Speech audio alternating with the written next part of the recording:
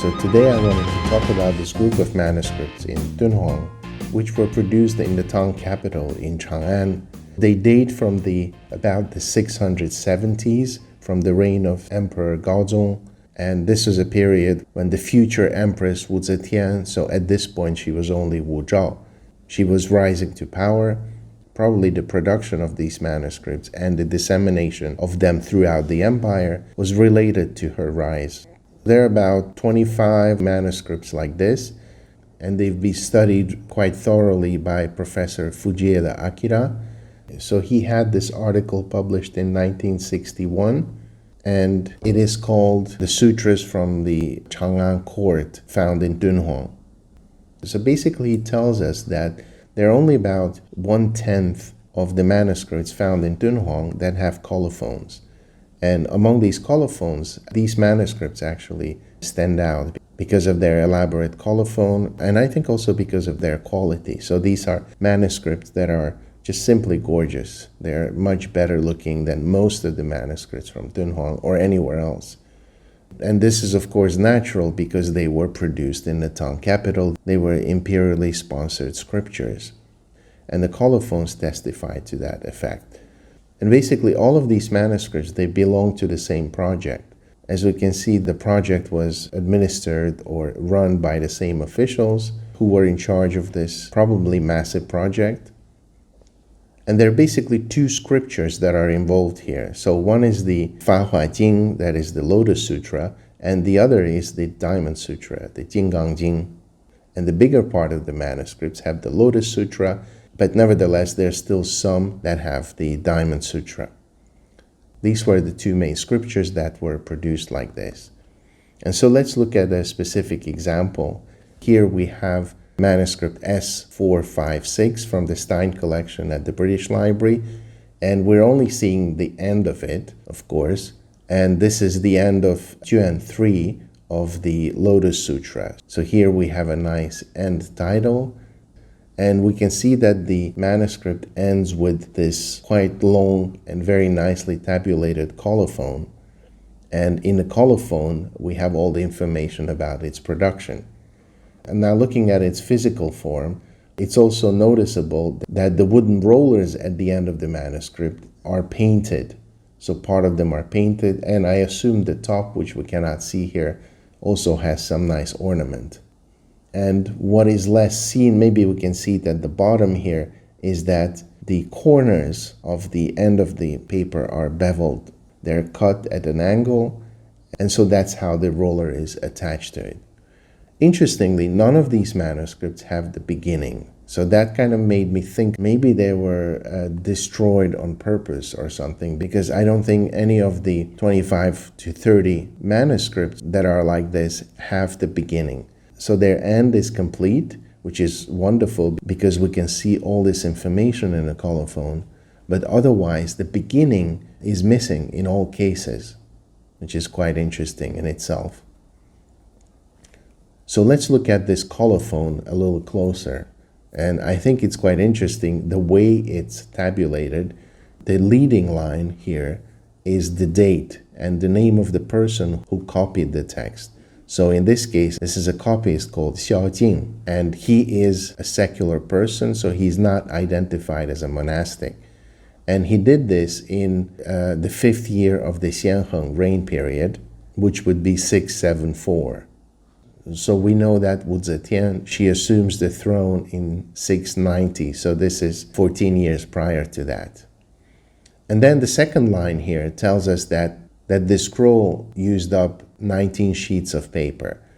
So these are very clear statistics about how much paper is used. And then we see this line about the person who mounted the scroll and who glued the paper together, and who also dyed it into this nice yellowish brownish color. So this was somebody called Xie Ji. And then after this we have this longer list of people who checked the manuscripts. There are 3 people who are doing something called jiao. So this is like editing, but probably it consisted of kind of initial rounds of proofreading. So there's the first one, the chu jiao, And this is a monk called Zhiyan from the Fulinsi monastery, which must have been in Chang'an. And then there's a second person, so the Zaijiao and Sanjiao, the third person, and both of them come from the Ximingsi monastery, this famous monastery in Chang'an, and they're also monastics. And then after this, so after 3 rounds of this kind of jiao proofreading, then we have 4 people who are doing something called xiangyue, which means like carefully reading. And I assume this is also some sort of proofreading. And they come from the Taiyuan monastery. They're all different people. And in some other manuscripts, you might have the same person doing these different rounds of proofreading. And then after that, you get the name of this person, a government official who is in charge of the project. And at the end, you get another name who is supervising the whole thing. So I guess he's the more senior person here. And the name of these 2 officials actually repeat on the manuscript. So the people who check it, the people who copy it might be different, but these people who are in charge of the project and they supervise it, they repeat. So it's the same project. The project didn't happen within the same year, so the manuscripts are like 3-4 years apart. But obviously this is still the same state-run project, producing the copies of the Diamond Sutra and the Lotus Sutra. We can take a closer look at the calligraphy here. And this is a calligraphy that is a sutra copying hand. So this is not somebody's personal handwriting. This is a specific style developed for copying sutras, very standard and very beautiful. Specific characters might be different from what they are now.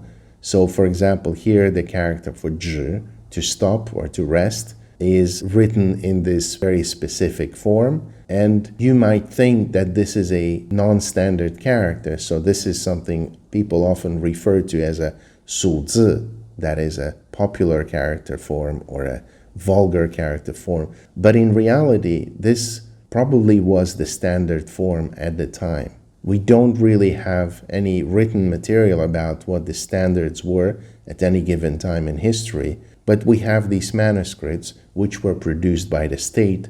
And there are some scholars, for example, Professor Ishizuka, who used to teach at Hokkaido University, and he thinks that in these officially produced sutras, they always used the standard characters. So based on these manuscripts, we can tell what the standard was at any given time. So according to his research, and he's probably right, this was the standard character in 674. And this standard might have changed actually within a few years, and then maybe changed back or just go in a different direction. So then we have, for example, a very common form for the character yu, which is a preposition equivalent to like English at or in. And this is written in a way that's different from today. This is a very common way of writing, not only in the medieval period, but much later, until probably the early 20th century. But what's interesting here is that at this point, this must have been the standard. Also, the character lai, for example, what you see here is it basically matches the modern simplified Chinese character for lai. So here you would expect the traditional character because this is an old manuscript, but lai is written like this. So this must have been the official way of writing lai at the time. And in fact, you see this in other manuscripts, but you also see the so-called traditional form, what is today the traditional form. So this also kind of tells us actually that some of these simplified characters, they have a very long history, and at one point some of them would have been the standard. And there's also an interesting form for the character chu, like place, to, or here it's a verb to reside or stay. So the calligraphy is very even. It's 17 characters per line, which was the absolute standard for Buddhist sutras at this period, actually starting already more than 100 years earlier. And another interesting thing, which might not be obvious, is that even though this is a very highly regulated text, there is no horizontal alignment of the characters. They seem a little bit like being horizontally aligned, but if you look at the larger section of them, you can see that there was no effort to make the characters align horizontally. They are, of course, aligned vertically perfectly well.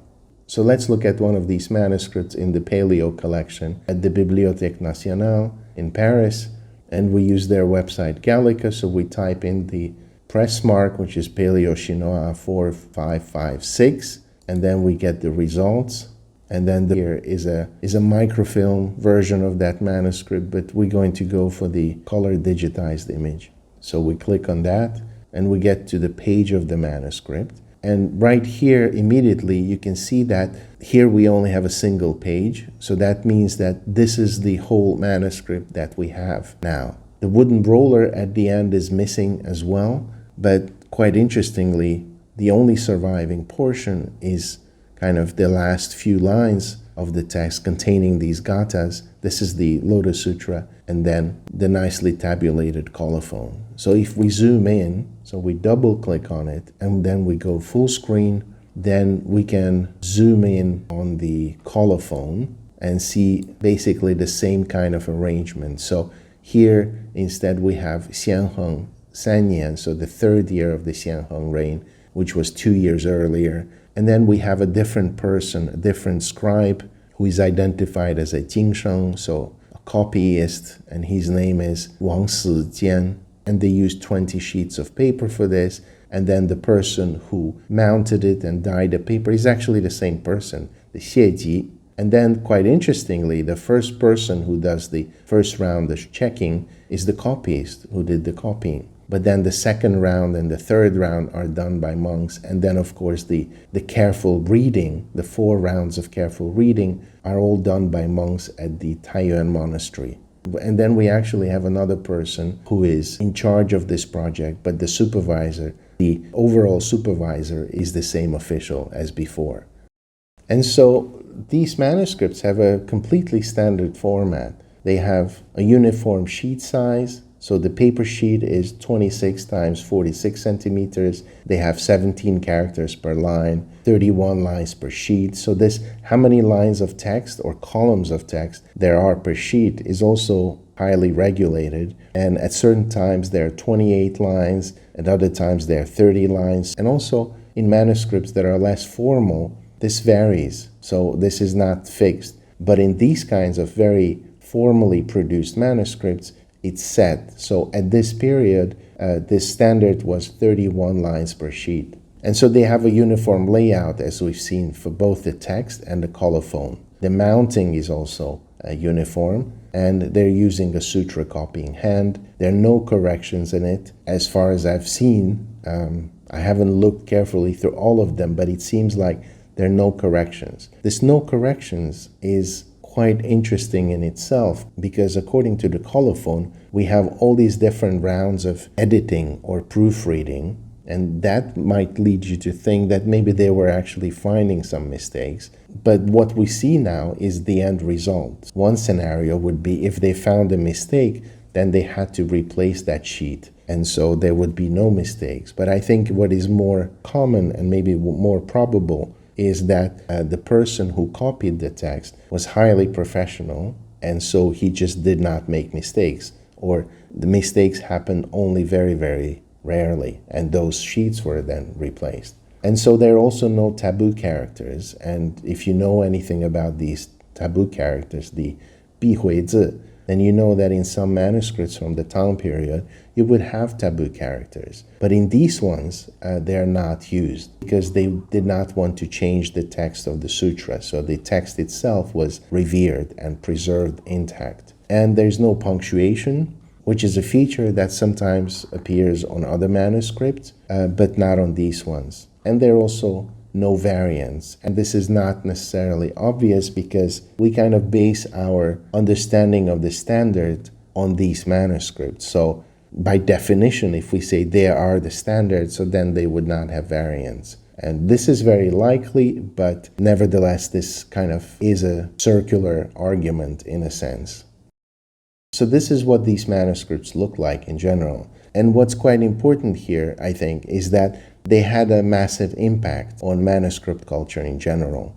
So people would revere these manuscripts and see them as the standard. And when they would copy scriptures for their own purposes, maybe as part of smaller or local projects, or maybe just for personal reasons, this kind of format and visual layout would have been the model for them. So they would emulate this format and also the way these manuscripts looked.